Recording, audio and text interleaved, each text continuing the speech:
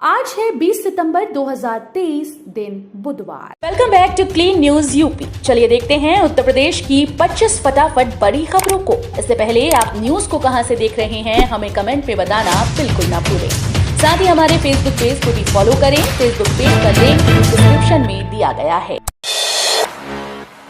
तेलंगाना की तर्ज पर सुधरेगी यूपी के गांव की सूरत, योगी सरकार की तैयारी। यूपी के गांव की सूरत को संवारने के लिए तेलंगाना के गांव के मॉडल को अपनाया जाएगा। तेलंगाना के गांव का अध्ययन करके लौटी 25 सदस्यीय टीम ने पंचायत राज विभाग के अधिकारियों को अपनी रिपोर्ट सौंपी। इस रिपोर्ट का अध्ययन करने के बाद प्रदेश के गांव को संवारने के लिए कार्य योजना तैयार की जाएगी। तेलंगाना जाने वाली टीम में प्रदेश के कई डीपीआरओ, ग्राम प्रधान और स्वच्छ भारत मिशन से जुड़े डिस्ट्रिक्ट कंसल्टेंट शामिल थे। गोरखपुर बस्ती मंडल में 5000 दूध कलेक्शन सेंटर खोलेगी ज्ञान डेयरी। गोरखपुर के गीडा में फैक्ट्री लगा रही ज्ञान डेयरी गोरखपुर बस्ती मंडल में 5000 दूध कलेक्शन सेंटर खोलेगी। डेयरी को संचालित करने के लिए हर दिन 5 लाख लीटर दूध की आवश्यकता होगी। करीब 1 लाख किसानों से इसके लिए अनुबंध किया जाएगा। पशुपालकों से गुणवत्ता के आधार पर दूध की खरीद होगी और 5 दिनों में उनके खाते में भुगतान किया जाएगा।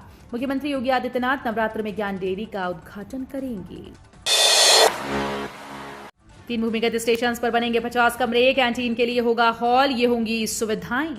आगरा मेट्रो रेल के पहले कॉरिडोर के 3 भूमिगत स्टेशन का निर्माण कार्य शुरू हो गया है। इनमें करीब 50 कमरे बनेंगे। खाने पीने का सामान खरीदने के लिए कैंटीन एरिया बनेगा। दूसरे कॉरिडोर निर्माण संबंधी शासन के आदेश का Uttar Pradesh metro rail corporation को अभी इंतजार है। Uttar Pradesh metro rail corporation के उप महाप्रबंधक पंचानन मिश्रा ने बताया कि पहला कॉरिडोर ताज पूर्वी से सिकंदरा के बीच 14 किलोमीटर का रूट है। ब्रजेश पाठक ने कहा, घबराएं नहीं, इलाज कराएं। अस्पतालों में पर्याप्त मात्रा में दवाएं उपलब्ध हैं। डेंगू से घबराने की जरूरत नहीं, प्रदेश के अस्पतालों में पर्याप्त दवाएं उपलब्ध हैं। इसका इलाज भी निःशुल्क है। सभी सामुदायिक स्वास्थ्य केंद्रों और प्राथमिक स्वास्थ्य केंद्रों में डेंगू से निपटने के इंतजाम हैं। तेज बुखार अथवा अन्य लक्षण दिखते ही तुरंत जांच कराएं। सभी अस्पतालों को डेंगू की रोकथाम के निर्देश दे दिए गए। ये कहना है उप मुख्यमंत्री ब्रजेश पाठक का। यूपी में वकीलों की हड़ताल खत्म। Central bar association of bar council of UP Hapur में वकीलों पर लाठीचार्ज के खिलाफ जारी हड़ताल को वापस ले लिया है। सभी अधिवक्ता आज से काम पर वापस लौटेंगे। वकीलों ने फैसला किया है कि एडवोकेट प्रोटेक्शन एक्ट लागू न होने तक आंशिक हड़ताल जारी रहेगी। हर महीने के पहले और तीसरे शनिवार को वकील अदालती काम नहीं करेंगे। हालांकि लखनऊ बार एसोसिएशन की हड़ताल अभी भी जारी है। दिव्यांगों के हक पर डाका डालने वाले अब रोडवेज की बसेस में होंगे बेनकाब। कंडक्टर्स को दी जा रही खास ट्रेनिंग। फर्जी दिव्यांग कार्ड दिखाकर दिव्यांगों के हक पर डाका डालने वाले अब रोडवेज की बसों में ऐसा नहीं कर पाएंगे। वे बेनकाब हो जाएंगे। इसके लिए बस कंडक्टर्स को खास ट्रेनिंग दी जा रही है। कंडक्टर दिव्यांग कार्ड के यूडीआईडी नंबर की ऑनलाइन जांच करेंगे। जांच में कार्ड सही होगा तभी निःशुल्क सफर कर सकेंगे। कानपुर स्थित परिवहन निगम के ट्रेनिंग सेंटर में कंडक्टर्स को यह सिखाया जा रहा है कि वे सफर के दौरान कार्ड की ऑनलाइन जांच कैसे कर सकते हैं। इलाहाबाद विश्वविद्यालय में हर हॉस्टल के लिए करना होगा अलग से आवेदन। इलाहाबाद विश्वविद्यालय के नए शैक्षणिक सत्र में हॉस्टल आवंटन में बदलाव किया गया है। अब स्नातक के नवप्रवेशियों को प्रत्येक हॉस्टल के लिए अलग अलग आवेदन करना होगा। इनके लिए हॉस्टल स्वयं मेरिट तय करेंगे, जबकि पीजी छात्र छात्राओं के हॉस्टल आवंटन के लिए केंद्रीयकृत प्रवेश होगा। स्नातक के नवप्रवेशियों से हर एक छात्रावास के लिए अलग अलग आवेदन मांगे गए हैं। हॉस्टल प्रशासन की ओर से छात्रावास आवंटन की मेरिट जारी की जाएगी। यूपी के सभी आंगनबाड़ी केंद्रों का होगा कायाकल्प, होंगी ये सुविधाएं। प्रदेश के महिला कल्याण, बाल विकास और पुष्टाहार मंत्री बेबी रानी मौर्य ने कहा कि प्रदेश के सभी आंगनबाड़ी केंद्रों का कायाकल्प होगा। स्वच्छ पेयजल, शौचालय, हाथ धोने की व्यवस्था आदि की व्यवस्थाएं की जाएंगी। महिला कल्याण, बाल विकास, पुष्टाहार मंत्री यूनिसेफ के सहयोग से आयोजित जिला कार्यक्रम अधिकारियों के 1 दिवसीय राज्य स्तरीय कार्यक्रम को संबोधित कर रही थी। उन्होंने कहा कि समग्र शिक्षा अभियान और पंचायती राज विभाग के सहयोग से सभी जिलों के डीएम व सीडीओ के नेतृत्व में जल स्वच्छता और पोषण सेवाओं का सुधार किया जाएगा। प्रदेश में 1,89,000 आंगनबाड़ी केंद्र हैं। बढ़ाई जाएगी राम जन्मभूमि की सिक्योरिटी। अयोध्या में राम मंदिर की सुरक्षा को लेकर राम जन्मभूमि सुरक्षा समिति ने बड़ा फैसला लिया है। समिति ने बताया कि अब राम जन्मभूमि की सुरक्षा स्पेशल सिक्योरिटी फोर्स के हाथ में होगी। ये फोर्स खास तरह के हथियारों से लैस होगी। इसके साथ ही इस फोर्स के पास स्पेशल पावर भी होंगे। यहाँ की सुरक्षा व्यवस्था अभी तक सीआरपीएफ के हवाले थी, अब इसमें स्पेशल सिक्योरिटी फोर्स के जवान भी शामिल हो गए हैं। यूपी में बिजली बिल चुकाने में काम नहीं आएगा चेक, निगम ने जारी किया नया आदेश। यूपी में बिजली उपभोक्ता अब चेक से बिल का भुगतान नहीं कर सकेंगे। चेक बाउंस के मामले बढ़ने और क्लियरिंग में दिक्कतों के कारण पावर कॉर्पोरेशन के प्रबंध निदेशक पंकज कुमार ने सभी कंपनीज के एमडी, मुख्य अभियंता, अधीक्षण अभियंता और अधिशासी अभियंता को आदेश जारी कर दिया। यह आदेश 1 नवंबर 2023 से लागू होगा। लखनऊ में 12 लाख उपभोक्ता हैं। इनमें हर महीने 80,000 घरेलू कमर्शियल उपभोक्ता चेक से बिल जमा करते हैं। नया संसद भवन एक भारत श्रेष्ठ भारत की यात्रा को गति देगा, सीएम योगी ने कहा। सीएम योगी ने नए संसद भवन के देशवासियों को बधाई दी। उन्होंने सोशल साइट पर लिखा कि 140 करोड़ भारतीयों के संवैधानिक अधिकारों का प्रतिनिधित्व करता नया संसद भवन मानवीय मूल्यों की स्थापना के साथ हमारे सशक्त और स्वर्णिम भविष्य का शाश्वत प्रतीक बनेगा। मुझे पूरा विश्वास है कि ये संसद भवन पीएम मोदी के यशस्वी नेतृत्व में एक भारत श्रेष्ठ भारत की अविराम यात्रा को गति प्रदान करेगा। यूपी के इन जिलों में बारिश के आसार, आईएमडी ने जारी किया अलर्ट। मौसम विभाग ने बारिश को लेकर उत्तर प्रदेश में अलर्ट जारी कर दिया है। मौसम विभाग के अनुसार अगले 48 घंटे में उत्तर प्रदेश में अच्छी बारिश हो सकती है। बादलों की आवाजाही बढ़ने से पूर्वी और पश्चिमी उत्तर प्रदेश में हल्की से मध्यम बारिश की संभावना जताई गई। मौसम विभाग ने उत्तर प्रदेश के 29 जिलों में बारिश का अलर्ट जारी किया। मौसम विभाग के अनुसार आज से पूर्वी भारत के कई राज्यों में बारिश शुरू हो सकती है। यूपी में अपर निजी सचिव पदों पर भर्ती शुरू। उत्तर प्रदेश लोक सेवा आयोग ने अपर निजी सचिव के 328 पदों पर भर्ती के लिए पंजीकरण की प्रक्रिया कल से शुरू कर दी। इन रिक्तियों के लिए इच्छुक उम्मीदवार आधिकारिक वेबसाइट uppsc.up.nic.in पर जाकर 19 अक्टूबर 2023 तक आवेदन करने के साथ फीस का भुगतान भी कर सकते हैं। यूपी में यह भर्ती करीब 10 साल बाद आयोजित हो रही है। यूपीपीएससी एपीएस भर्ती 2023 के लिए न्यूनतम आयु 21 वर्ष और अधिकतम आयु 40 वर्ष होनी चाहिए। अखिलेश यादव बोले, उम्मीद है नई संसद नई लोकतांत्रिक चेतना के लिए प्रकाश स्तंभ बनेगी। सपा अध्यक्ष अखिलेश यादव ने देश के नई संसद भवन के लिए देशवासियों को बधाई दी। उन्होंने उम्मीद जताई कि संसद की नई इमारत नई लोकतांत्रिक चेतना के लिए प्रकाश स्तंभ बनेगी। उन्होंने सोशल मीडिया प्लेटफॉर्म पर कहा कि नए संसद भवन के लिए सभी देशवासियों और सभी वर्तमान व भूतपूर्व सांसदों को हार्दिक बधाई और शुभकामनाएं।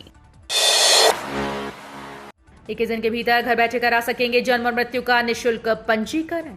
मुख्य सचिव दुर्गाशंकर मिश्र की अध्यक्षता में सिविल रजिस्ट्रेशन सिस्टम पर जन्म और मृत्यु के पंजीकरण की स्थिति की समीक्षा की। अपने संबोधन में मुख्य सचिव ने कहा कि सभी नागरिकों को जन्म व मृत्यु पंजीकरण अवश्य करवाना चाहिए।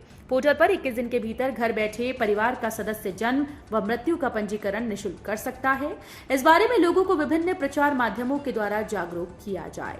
उन्होंने कहा कि पोर्टल पर 100% जन्म और मृत्यु का पंजीकरण कराया जाए।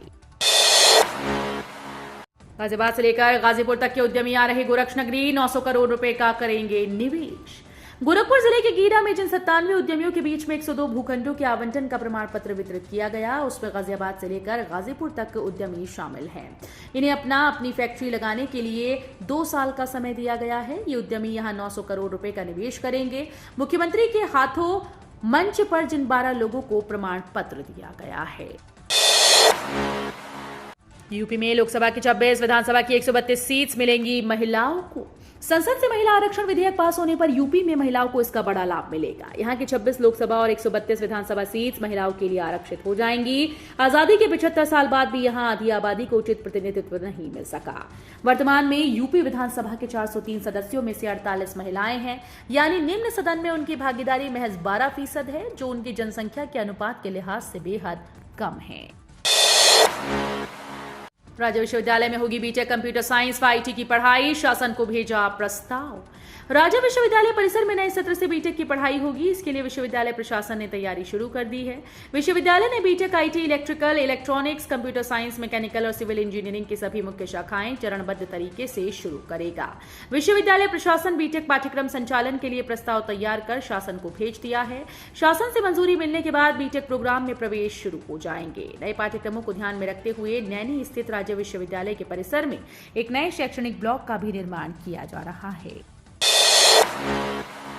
स्नातक के 3रे से 8वें सेमेस्टर का पाठ्यक्रम जल्द होगा तैयार।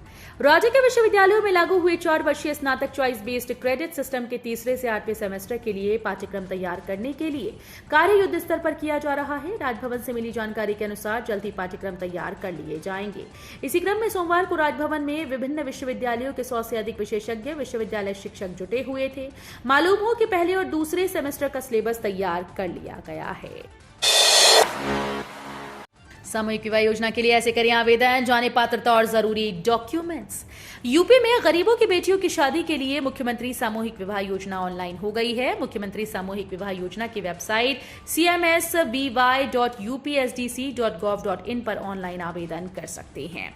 कन्या के अभिभावक उत्तर प्रदेश के मूल निवासी हों। आवेदक के परिवार की वार्षिक आय सीमा अधिकतम 2 लाख तक हो। विवाह के लिए किए गए आवेदन में बेटी की आयु शादी की तिथि को 18 वर्ष या उससे अधिक हो और वर के लिए 21 वर्ष की आयु पूर्ण हो गई हो। ट्रेड शो और मोटोजीपी की सुरक्षा में तैनात होंगे 4500 जवान। ग्रेटर नोएडा में नॉलेज पार्क स्थित इंडिया एक्सपो मार्ट में 21 से 25 सितंबर तक यूपी इंटरनेशनल ट्रेड शो और बुद्ध सर्किट में 22 से 25 सितंबर तक मोटोजीपी रेस का आयोजन होगा। इसकी सुरक्षा के लिए 4500 जवानों को तैनात किया गया है। 7 पीएसी और 5 पैरामिलिट्री कंपनीज भी तैनात होंगी। 150 से ज्यादा जगहों पर सीसीटीवी कैमरे लगाए गए हैं। वाराणसी इंटरनेशनल क्रिकेट स्टेडियम बनाने में खर्च होंगे 541 करोड़ रुपए। वाराणसी के गंजारी में 23 सितंबर को पीएम मोदी यूपी के तीसरे इंटरनेशनल क्रिकेट स्टेडियम का शिलान्यास करेंगे। ये देश का पहला स्टेडियम होगा जिसकी थीम धार्मिक होगी। स्टेडियम में दर्शकों को काशी की झलक दिखेगी। ये आधुनिक सुविधाओं से लैस होगा। 30.86 एकड़ में बनने वाले स्टेडियम में एक साथ 30,000 दर्शक बैठ सकेंगे। स्टेडियम निर्माण पर 541 करोड़ खर्च होंगे। वाराणसी क्रिकेट स्टेडियम का कामकाज L&T ने संभाला है।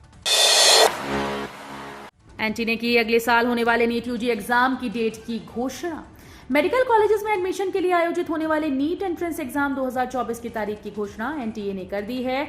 इसके अलावा जेईई मेन के दोनों सेशन यूजीसी नेट 2024-25 के लिए, common university entrance test, under graduate course और पीजी कोर्स के लिए भी तारीखों की घोषणा कर दी गई। एनटीए ने अभी सिर्फ एंट्रेंस एग्जाम की तारीख जारी कर दी, लेकिन हर एग्जाम से जुड़ी सभी जानकारी अभी तक जारी नहीं की गई। इसके लिए एनटीए दोबारा से एक बुलेटिन जारी करेगा।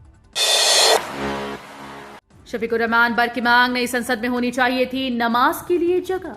समाजवादी पार्टी के लोकसभा सांसद ने मांग की है कि नई संसद में नमाज के लिए जगह होनी चाहिए थी। शफीकुर रहमान बर्क ने मंगलवार को नई संसद के संदर्भ में कहा कि मुसलमान की नमाज के लिए भी जगह होनी चाहिए। इन लोगों ने नफरत फैला रखी है, क्या जगह देंगे? मुसलमान से नफरत फैला रखी है। बता दें कि नई संसद भवन में सरकार के विधायी कामकाज आज 20 सितंबर से शुरू होंगे। सांसदों को नए सदन भवन में प्रवेश के लिए नए पहचान पत्र भी जारी कर दिए गए हैं।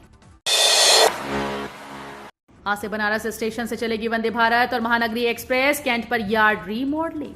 कैंट स्टेशन से चलने वाली वंदे भारत और महानगरी एक्सप्रेस आज 20 सितंबर से 15 अक्टूबर तक बनारस स्टेशन से चलेगी। लोहता स्टेशन से वाराणसी लखनऊ इंटरसिटी और वाराणसी बहराइच इंटरसिटी का परिचालन होगा। 4 जोड़ी ट्रेन कैंट स्टेशन से आवाजाही नहीं करेंगी, वहीं अपने निर्धारित समय पर ही बनारस व लोहता स्टेशन से रवाना होंगी। तो ये थी आज की 25 फटाफट बड़ी खबरें। अगर आपको न्यूज पसंद आई हो तो वीडियो को लाइक और शेयर जरूर करें। धन्यवाद।